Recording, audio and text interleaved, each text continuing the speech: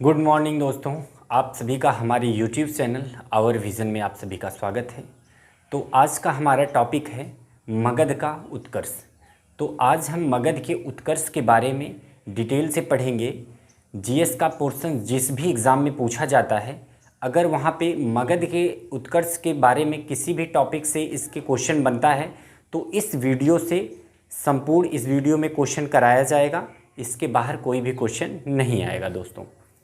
तो हम चलते हैं अपने मुख्य टॉपिक पर, मगध के उत्कर्ष के बारे में थोड़ी जानकारी लेते हैं। तो दोस्तों मगध के बारे में सबसे पहले जो मगध का उल्लेख हुआ है वह सबसे पहले कहाँ पर हुआ है? अथर्ववेद में। अथर्ववेद में इसका स्पष्ट जो उल्लेख है किसका? मगध का स्पष्ट उल्लेख अथर्ववेद में दिया गया है। और जबकि ऋग्वेद में इसका कोई स्पष्ट उल्लेख नहीं किया गया है। मगध का जो उल्लेख किया गया है वह स्पष्ट रूप से अथर्ववेद में किया गया है, और जबकि ऋग्वेद में इसका कोई स्पष्ट उल्लेख नहीं किया गया है। बल्कि यहाँ पे कीकट नाम का, वहाँ पे एक कीकट जिसका एक उपनाम नाम भी था किराट, वहाँ पे एक जाति थी कीटक नामक एक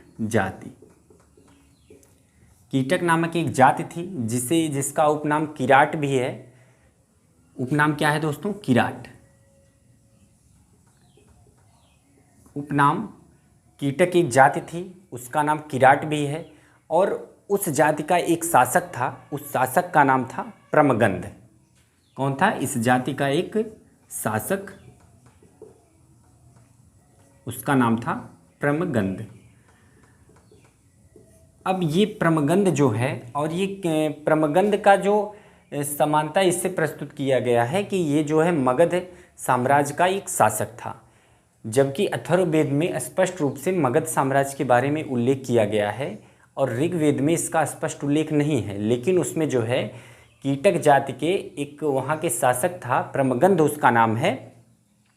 इसकी जो पहचान की गई है वो मगध के शासक के रूप में की गई है। किसमें? ऋग्वेद में। लेकिन ये स्पष्ट नहीं होता कि प्रमगंध नाम का जो शासक था वो मगध साम्राज्य का ही शासक था। ठीक है।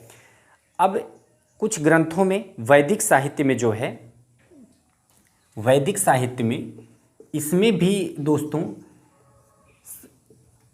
कोई साक्ष्य ऐसा नहीं दिया हुआ है। वैदिक साहित्य में मगध के उत्कर्ष के बारे में वैदिक साहित्य में कोई स्पष्ट जानकारी नहीं दिया गया है। वहाँ पे क्या कहा गया है वैदिक साहित्य में कि वहाँ पर एक बृहद्रथ, कौन सा? बृहद्रथ नामक एक शासक था जिसने मगध साम्राज्य की स्थापना किया। तो अब ये बृहद्रथ कौन था? बृहद्रथ जो था वो जरासंध का पिता था। बृहद्रथ जरासंध का इसका पिता था बृहद्रथ। और इसका जो उल्लेख है वह महाभारत कालीन जो ग्रंथ है, महाभारत और तथा उनसे जुड़े हुए जो पुराण हैं हमारे, उसमें इसका उल्लेख मिलता है। किसका? जरासंध का और बृहद्रथ का। किस में मिलता है? महाभारत में। महाभारत और पुराणों में इसकी जानकारी मिलती है कि मगध साम्राज्य का जो संस्थापक था वह बृहद्रथ था। बृहद्रथ का जो पुत्र था उसका नाम जरासंध है। और जो बृहद्रथ के जो पिता थे उनका नाम वसुचैध। क्या नाम था? बृहद्रथ के पिता का नाम वसुचैध। तो ये उल्लेख जो मिलता है वैदिक साहित्य में और महाभारत में और पुराणों में मिलता है। और जबकि अथर्ववेद में मगध साम्राज्य का स्पष्ट उल्लेख किया गया है। और ऋग्वेद में दोस्तों कीकट या किराट जाति का एक शासक था प्रमगंध, उसकी पहचान जो है मगध के शासक के रूप में किया गया है। अब ये देखते हैं कि बृहद्रथ जो था, बृहद्रथ का एक पुत्र था जरासंध, वह बहुत ही पराक्रमी था। लेकिन महाभारत काल में जो इसमें पांडवों से इनका विवाद था, इसलिए श्री कृष्ण के कहने पर भीम द्वारा जरासंध का वध कर दिया गया था। तो ये तो था, ये जो महाभारत और पुराणों में जो उससे साक्ष्य मिलते हैं वहाँ से था। लेकिन इसमें क्या है, अथर्ववेद में इसका स्पष्ट उल्लेख किया गया है मगध साम्राज्य का। तो मगध साम्राज्य के बारे में हम देखते हैं। अगर देखा जाए तो मगध साम्राज्य का जो वास्तविक जो संस्थापक है मगध साम्राज्य का, बिंबिसार। कौन है? बिंबिसार इसके वास्तविक संस्थापक हैं।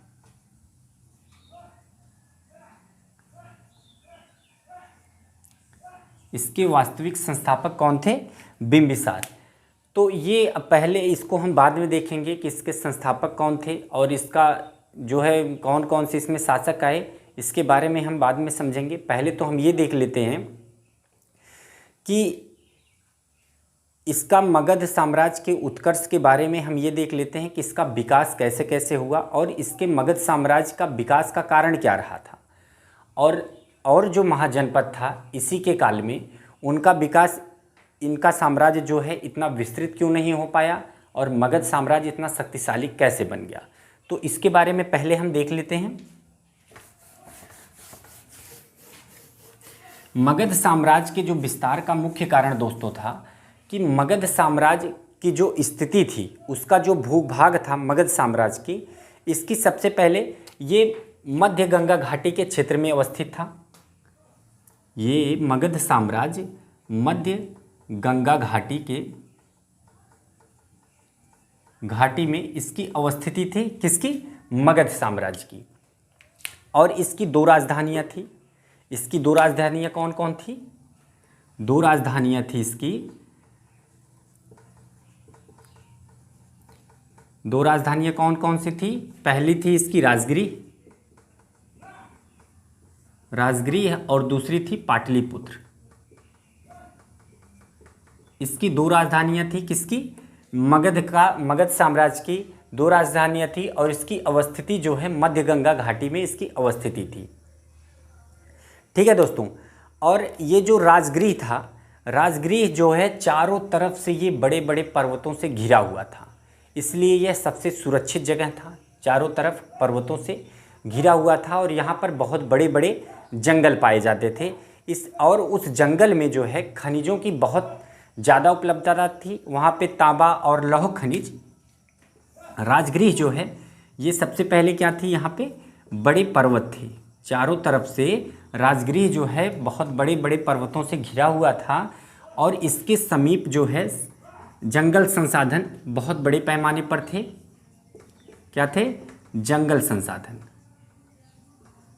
जंगल संसाधन राजगृह के पास में ही थे। वहाँ पे पर्वत थे तो जंगल भी बहुत बड़े पैमाने पर था।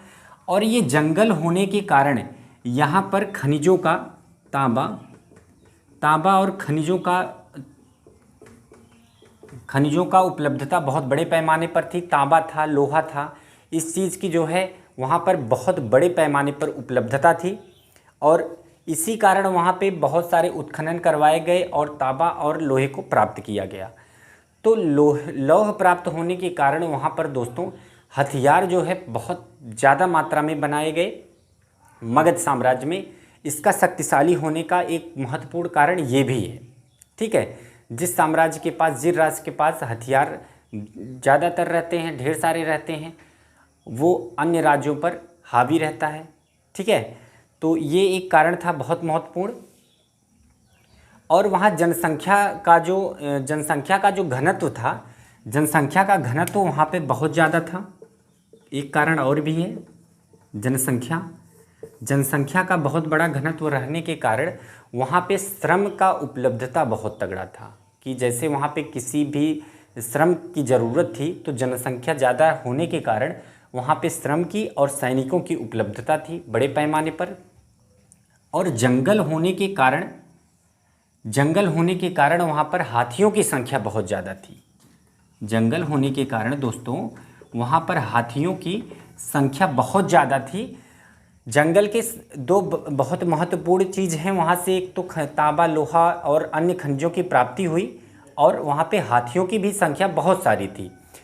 जिससे हाथियों का उपयोग कहाँ किया जाता था, हाथियों का उपयोग वहाँ पे जो दूसरे राज्यों पर जब युद्ध किया जाता था, आक्रमण किया जाता था, तो हाथियों का प्रयोग जो है उनके दुर्ग को गिराने का काम किया जाता था। और ये जनसंख्या जब बड़ी थी, जनसंख्या ज़्यादा थी, तो वहाँ पे सैनिक और श्रमिकों की उपलब्धता बहुत बड़े पैमाने पर थी। इसलिए ये मगध साम्राज्य जो है इसका एक बहुत महत्वपूर्ण ये भी कारक रहा है कि इसका शक्तिशाली होने का।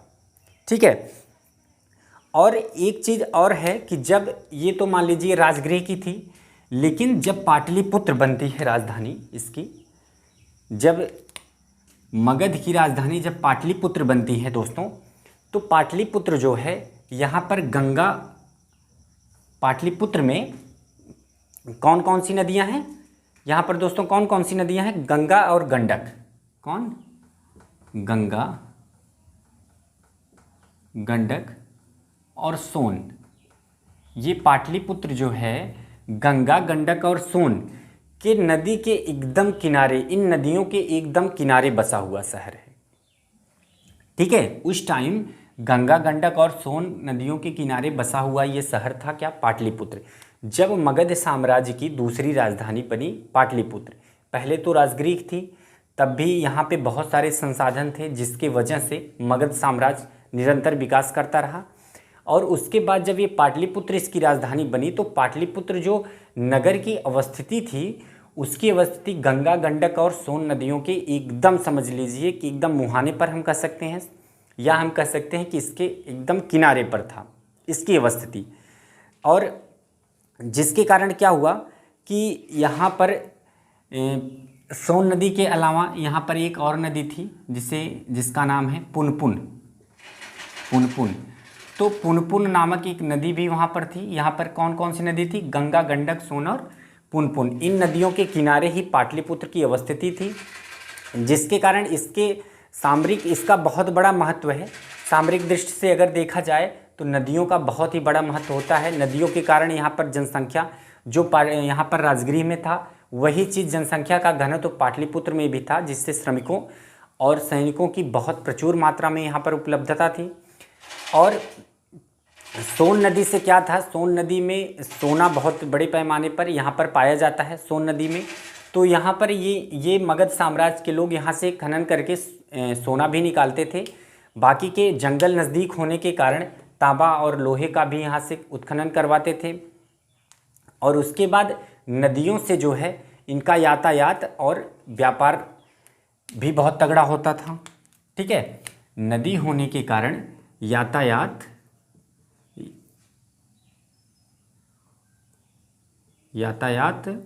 और किसमें, व्यापार में। तो नदी होने के कारण वहाँ पर यातायात और व्यापार में भी सुविधा थी, इसलिए पाटलिपुत्र भी मगध के साम्राज्य के उत्कर्ष में जो है बहुत महत्वपूर्ण भूमिका निभाता है। और जो है इसमें आर्थिक, यहाँ पर क्या था, जब सेना थी, बहुत बड़ी सेना थी यहाँ पे इसके पास, मगध साम्राज्य के पास जब बहुत बड़ी सेना थी, तो दूसरे राज्यों पर आक्रमण करके उनके ऊपर कब्जा भी कर लेते थे। और हाथियों के कारण जो है ये क्या करते थे कि दूसरे का किला भी भेज सकते थे। तो हाथियों का बहुत बड़ा महत्वपूर्ण इसमें उपयोग है। ठीक है। और एक कारण और रहा है वहाँ पर कि वहाँ पर मगध का जो वातावरण था अन्य राज्यों से स्वतंत्र था। क्या था दोस्तों, मगध का वातावरण जो था, मगध का वातावरण अन्य राज्यों से स्वतंत्र था। क्या था, स्वतंत्र था। क्यों स्वतंत्र था, क्योंकि दोस्तों वहाँ पर मगध साम्राज्य में अनार्य लोग निवास करते थे, जबकि अन्य जो महाजनपद थे वहाँ पर आर्यों की बहुत बड़ी भूमिका रहती थी। मगध साम्राज्य में जो अनार्य वहाँ पर रहते थे, अनार्यों के रहने की वजह से वहाँ पर ब्राह्मणों की व्यवस्था, जो ब्राह्मणों की व्यवस्था कट्टरवाद होती थी, वो व्यवस्था वहाँ पर नहीं थी मगध साम्राज्य में। इसलिए क्या था कि वहाँ के जो लोग थे उनकी प्रसार की प्रवृत्ति और बहुत उत्साहजनक थी। ठीक है, वो बहुत ही क्या थी, उत्साहजनक थी। वो लोग जितने भी कार्य करते थे वो मगध साम्राज्य के विकास के लिए ही, उत्कर्ष के लिए ही वो काम करते थे। वहाँ पर अनार्यों की संख्या बहुत ज़्यादा थी। ठीक है, तो एक कारण ये भी है कि मगध का उत्कर्ष में, एक कारण ये भी है कि इसका जो इसमें सहयोग रहा है। तो अब हम देखते हैं कि शासक वर्ग की क्या भूमिका रही है मगध के उत्कर्ष के बारे में। ठीक है, शासक वर्ग की क्या भूमिका रही है मगध के उत्कर्ष के बारे में, आइए हम आगे देखते हैं। तो शासक वर्गों की भूमिका इसमें दोस्तों बहुत ही महत्वपूर्ण रही है मगध साम्राज्य के उत्कर्ष में। जैसे मगध साम्राज्य के जो संस्थापक थे, स्थापना जो किए थे बिंबिसार, हर्यक वंश की जो स्थापना किए थे बिंबिसार, वो उनके पुत्र जो थे अजातशत्रु, और आगे के जो वंश थे जैसे शिशुनाग और महापद्मनंद, ये जो शासक आए बाद में हर्यक वंश के बाद, इन्होंने निरंतर जो है मगध साम्राज्य के उत्कर्ष के लिए जितना भी योगदान हो सका उन्होंने किया। इसलिए ये मगध साम्राज्य जो है अन्य राज्यों से शक्तिशाली बना रहा। तो सबसे पहले हम देख लेते हैं कि बिंबिसार ने किस तरीके से मगध साम्राज्य का विकास किया। कौन? बिंबिसार ने। बिंबिसार कौन था? ये हर्यक वंश के संस्थापक थे। ठीक है दोस्तों, बिंबिसार कौन थे? हर्यक वंश के संस्थापक।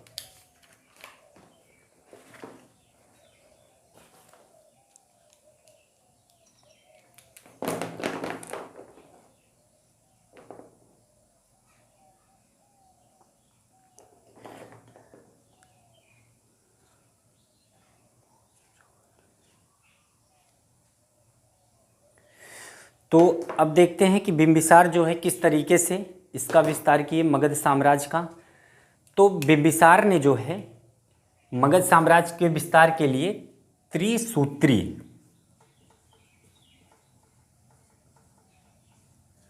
त्रिसूत्री जो है नीति अपनाई इन्होंने। वो त्रिसूत्री नीति कौन कौन सी थी? पहला था उसमें राजवंशों से वैवाहिक संबंध स्थापित करके, और दूसरा था कूटनीतिक संबंध स्थापित करके, और तीसरा था युद्ध और विजय करके। पहला क्या था? राजवंशों से वैवाहिक संबंध। पहला था हमारा राजवंशों से वैवाहिक संबंध द्वारा। ठीक है, पहला था राजवंशों से संबंध स्थापित करके, और दूसरा था कूटनीतिक संबंध, कूटनीतिक संबंध स्थापित करके।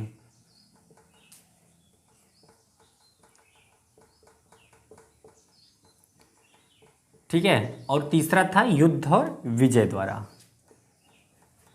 युद्ध एवं विजय द्वारा। ठीक है, अब राजवंशों से वैवाहिक संबंध द्वारा इन्होंने सबसे ज़्यादा अपने साम्राज्य का विस्तार किया। तो इन्होंने सबसे पहले इनका विवाह जो है मगध इन्होंने जब राजवंशों के कन्याओं से, राजा के बहन पुत्री, इन सब से विवाह करके जो संबंध स्थापित किए, तो जिस राज्य से इन्होंने वैवाहिक संबंध स्थापित किए, ये राज्य तो उनके मित्र बन ही गए।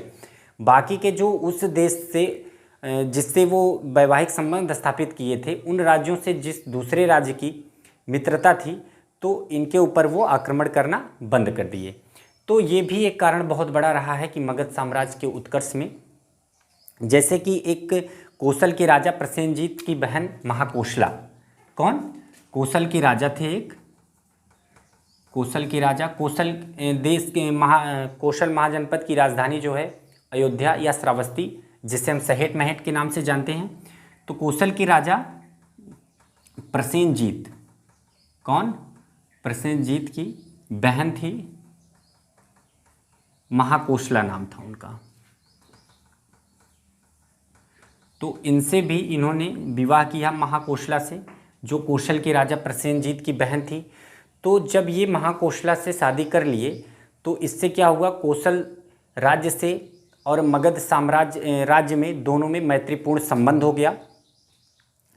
तो इनको जो है कौशल के राजा जो है प्रसेनजीत, कौशल के जो राजा थे प्रसेनजीत, इनको जो है काशी दान में दे दिए, दहेज में। काशी को दे दिया, मगध साम्राज्य को, मतलब बिंबिसार को राजा प्रसेनजीत ने काशी को दे दिया। अब काशी से 1 लाख रुपया वार्षिक राजस्व प्राप्त होती थी। तो काशी से कितना? 1 लाख रुपया, 1 लाख रुपया जो है राजस्व की प्राप्ति होती थी। किसको मिलता था वो राजस्व? वो मिलता था बिंबिसार को। तो जब बिंबिसार ने क्या किया, कौशल के राजा प्रसेनजीत की बहन महाकोशला से शादी किया, तो प्रसेनजीत ने बिंबिसार को काशी दे दिया। तो काशी से उनको 1 लाख रुपया जो है राजस्व मिलता था वार्षिक। तो इससे जो है मगध की आर्थिक समृद्धि में भी सहायता मिली। तो जब आर्थिक समृद्धि में सहायता इनको मिली, तो ये भी एक कारण है कि मगध साम्राज्य के उत्कर्ष इसमें और इसका विकास होने लगा, मगध साम्राज्य का। अब जो है उन्होंने जो दूसरा शादी किया वो किससे किया? एक मद्र की राजकुमारी क्षेमा के साथ इन्होंने विवाह किया। दूसरा विवाह जो इन्होंने किया, ये तो पहले विवाह किससे किया था? राजा प्रसेनजीत की बहन महाकोशला से। और दूसरा विवाह इन्होंने मद्र की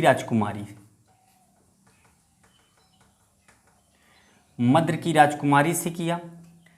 ठीक है। और ये जो इन्होंने विवाह प्रसेनजीत की बहन महाकोशला से किया था, इनको तो राजस्व की प्राप्ति हो ही रहा था, और कौशल और वत्स के बीच, किससे?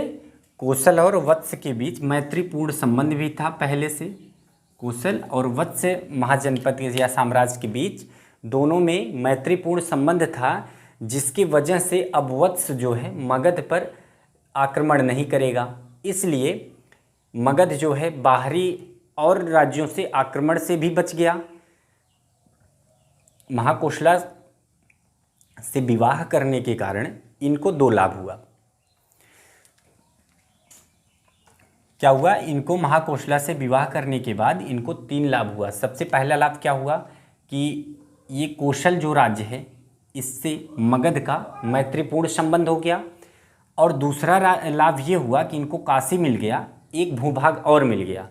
तीसरा लाभ हुआ कि काशी मिलने के कारण इनको 1 लाख रुपया वार्षिक राजस्व प्राप्त होने लगी, जिससे मगध की आर्थिक जो है समृद्धि बढ़ी।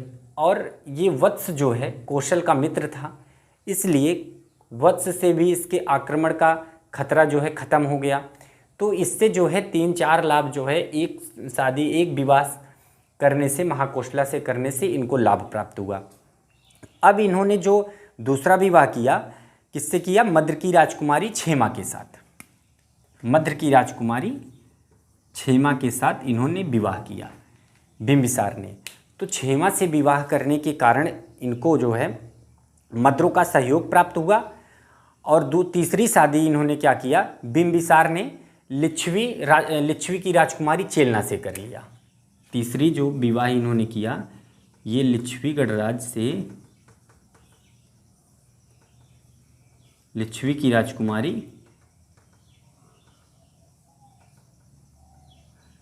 चेलना से। किससे किया? चेलना से कर लिया।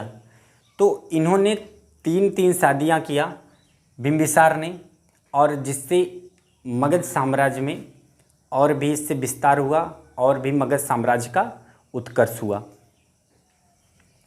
तो लिच्छवियों से जब इनको सहयोग प्राप्त हुआ और वहाँ की जो राजकुमारी थी चेलना से जब इन्होंने विवाह कर लिया, तो लिच्छवियों का जो एक नगर था, राजधानी था जो वैशाली, वो एक बहुत महत्वपूर्ण व्यापारिक केंद्र भी था। क्या था? लिच्छवी का एक राजधानी थी जो वैशाली नाम से थी। वैशाली वो जो है वो प्रमुख व्यापारिक केंद्र था। ठीक है। और वो लोग क्या करते थे? नदी व्यापार पर इनका बहुत महत्वपूर्ण नियंत्रण था। लिच्छवियों का नदी व्यापार पर बहुत महत्वपूर्ण नियंत्रण था, और वैशाली जो है वो प्रमुख व्यापारिक केंद्र भी था।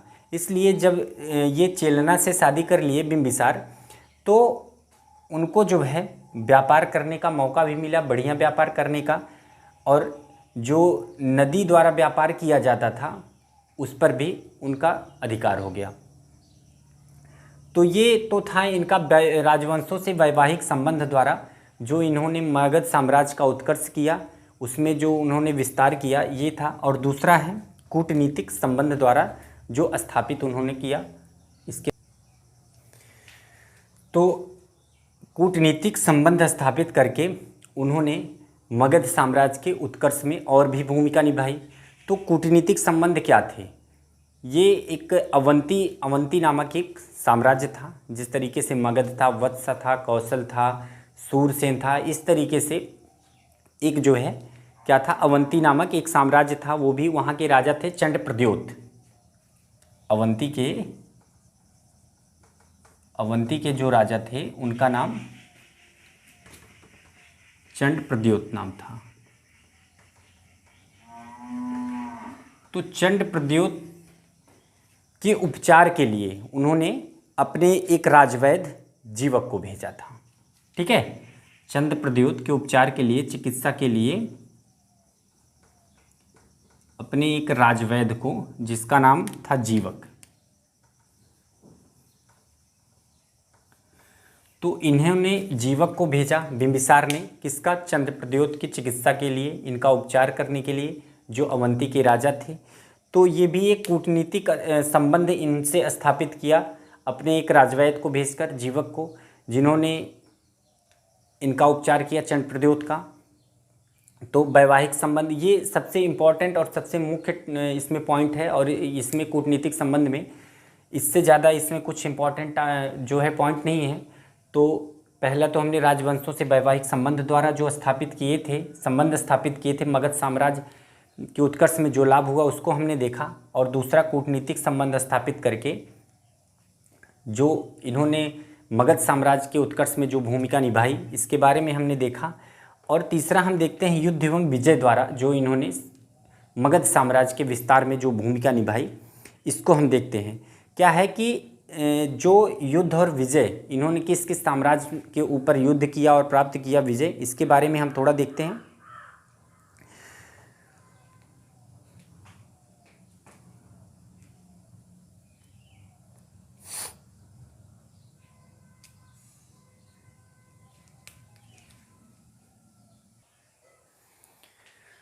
तो युद्ध के द्वारा इन्होंने एक साम्राज्य, इनका पड़ोसी राज्य था अंग इनका पड़ोसी राज्य था, जिसकी राजधानी चंपा है। तो अंग पे इन्होंने आक्रमण किया। वो बहुत ही शक्तिशाली राज्य था मगध के बाद। तो अंग पर इन्होंने आक्रमण किया और अंग को अपने साम्राज्य में मिला लिया और अपने राज्य का विस्तार किया। इस पे आक्रमण करने से वहाँ पर जो लौह क्षेत्र था, वहाँ पर जो लौह संसाधन के जो क्षेत्र थे, उस पर कब्जा कर लिए। और वहाँ से जो है इनको बहुत सारी राजस्व की प्राप्ति होने लगी। और आर्थिक दृष्टि से अगर देखा जाए तो ये भी एक बहुत बड़ी भूमिका है अंग साम्राज्य को अपने में मिलाने का मगध साम्राज्य के उत्कर्ष में। ठीक है, तो ये था राजवंशों से वैवाहिक संबंध द्वारा कूटनीतिक संबंध स्थापित करके एवं युद्ध द्वारा अपने जो इसमें मगध साम्राज्य में इन्होंने उत्कर्ष में जो भूमिका निभाई, इसके बारे में था। अब हम आगे देख लेते हैं कि जो इसके बाद बिंबिसार के बाद जो शासक आए उन्होंने क्या किया। उसके बाद जो अजातशत्रु आए, अजातशत्रु के बाद उदयन आए, उसके बाद जो है शिशुनाग वंश आया, शिशुनाग वंश के बाद महापद्मनंद वंश आया, उसके बाद मौर्य शासक आए। तो इन्होंने क्या भूमिका निभाई मगध साम्राज्य के उत्कर्ष में, इसको हम देखते हैं आगे। अब हम देखते हैं मगध के उत्कर्ष के बारे में जो राजवंश थे उनके बारे में हम थोड़ा शॉर्टकट में पढ़ लेंगे। और ये देखेंगे, ये इसमें पढ़ेंगे कि इसमें जो बहुत महत्वपूर्ण टॉपिक हैं, जो इम्पोर्टेंट पॉइंट है, जहाँ से एग्ज़ाम में क्वेश्चन बनते हैं, वनडे एग्ज़ाम में या जो भी क्वेश्चन बनते हैं इतिहास से रिलेटेड, यहीं से पूछे जाते हैं और इसके बाहर कुछ नहीं है। देख लीजिए शुरू से। तो मगध साम्राज्य का जो पहला वंश था हर्यक वंश। हर्यक वंश के संस्थापक कौन थे? बिंबिसार, जिनका उपनाम था श्रेणिक। ठीक है, बिंबिसार जिनका उपनाम था श्रेणिक। उसके एक पुत्र था अजातशत्रु। अजातशत्रु का उपनाम था कुड़ीक। कुड़ीक जिसने शासन किया 492 ईसा पूर्व से 460 ईसा पूर्व तक। उसके माता का नाम चेलना, जो बिंबिसार की पत्नी थी चेलना। अजातशत्रु के पिता का नाम क्या था? बिंबिसार। और अजातशत्रु की पत्नी जो थी वाजिरा, वाजिरा किसकी पुत्री थी? प्रसेनजीत की पुत्री। और अजातशत्रु के जो पुत्र था उसका नाम उदयन था। तो ये भी जैसे अजातशत्रु ने अपने पिता की हत्या करके शासन पर कब्जा किया था, उसी तरीके से उदयन ने भी अजातशत्रु की हत्या करके जो है इसने भी उनके शासन पर कब्जा किया। तो उदयन का जो शासनकाल था 460 ईसा पूर्व से 444 ईसा पूर्व तक। उसने राजधानी को अपने राजगृह से बदलकर पाटलिपुत्र कर दिया। और उदयन के पुत्र 3 पुत्र थे, एक अनिरुद्ध था, एक मुंडक और एक नागदशक। नागदशक जो है हर्यक वंश का सबसे अंतिम शासक था, जिसकी हत्या करके उसी का अमात्य था शिशुनाग, उसकी हत्या करके शिशुनाग ने शिशुनाग वंश की स्थापना कर दिया। क्योंकि नागदशक जो था ये निकृष्ट शासक था, इसीलिए इसका अमात्य शिशुनाग ने शिशुनाग वंश की स्थापना की, किसकी? नागदशक की हत्या करके। फिर उसने क्या किया? वैशाली राजधानी कर दिया, यहाँ से पाटलिपुत्र से बदलकर वैशाली राजधानी कर दिया शिशुनाग ने। और उसका एक पुत्र था कालाशोक, जिसे काकवर्ण भी कहा जाता है। और कालाशोक क्यों प्रसिद्ध है? कालाशोक ने क्या किया? द्वितीय बौद्ध संगीति करवाया था, और इसका आयोजन जो है कहाँ पर हुआ था? वैशाली में इसका आयोजन हुआ था। कालाशोक क्यों प्रसिद्ध है? किसने द्वितीय बौद्ध संगीति करवाई थी, और उसका जो अध्यक्ष था सबकमीर। और इसके शासन में ही यहाँ पर इसकी राजधानी क्या है? पाटलिपुत्र इसने कर दिया था बाद में, लेकिन ये बौद्ध संगीति जो है वैशाली में ही करवाया था, पाटलिपुत्र। ठीक है, कालाशोक जो है द्वितीय बौद्ध संगीति करवाया था कहाँ पर? वैशाली में करवाया था, जबकि इसकी राजधानी पाटलिपुत्र है। और उस बौद्ध संगीति का जो अध्यक्ष था सबकमीर था। और वहाँ पर बौद्ध संघ 2 भागों में विभक्त हो गया था। वो कौन कौन से भाग थे? बौद्ध धर्म वाले पार्ट में हमने पढ़ा है, एक स्थाविर था, एक महासंघिक था। और ये अजातशत्रु जो है ये इसको हम हर्यक वंश के जो संस्थापक थे बिंबिसार, ये तो जैन धर्म के अनुयायी थे। और इनका पुत्र जो है अजातशत्रु, इसने प्रथम बौद्ध संगीति करवाई थी महात्मा बुद्ध के मरने के बाद, उसी वर्ष में इसने करवाया था। तो इसने जो बौद्ध संगीति करवाई थी राजगृह में करवाई थी, सतपर्णी नामक गुफा में। ठीक है, उसके जो अध्यक्ष थे महाकश्यप के नेतृत्व में वो संपन्न हुआ था। और वहाँ पर बुद्ध की शिक्षा को कुछ शिक्षाओं को संकलित किया गया था, एक सुत्त पिटक और एक विनय पिटक नामक जो उनका ग्रंथ है उनको वहाँ पे संकलन किया गया था, किसमें? अजातशत्रु के काल में। और जबकि अजातशत्रु का जो पुत्र है उदयन, ये जैन धर्म मतावलंबी था, ये जैन धर्म से संबंधित है। अजातशत्रु बुद्ध धर्म से संबंधित है और इनके पिता बिंबिसार जैन धर्म से संबंधित है, तो ये याद रखना। और शिशुनाग का जो पुत्र कालाशोक था, इन्होंने दूसरी बौद्ध संगीति करवाई वैशाली में। और इसके अध्यक्ष सबकमीर थे, 2 भागों में विभाजित हुआ, स्थाविर और महासंघिक। और उसका जो अंतिम शासक था उसका नाम था नंदिवर्धन। नंदिवर्धन था किसका? शिशुनाग वंश का अंतिम शासक। तीसरा जो वंश था इसमें नंदवंश। नंदवंश का जो महापद्मनंद था वो जैन मतावलंबी था। और ये इसकी एक उपाधि थी, एक राट व एक छत्र, इसने उपाधि धारण की थी।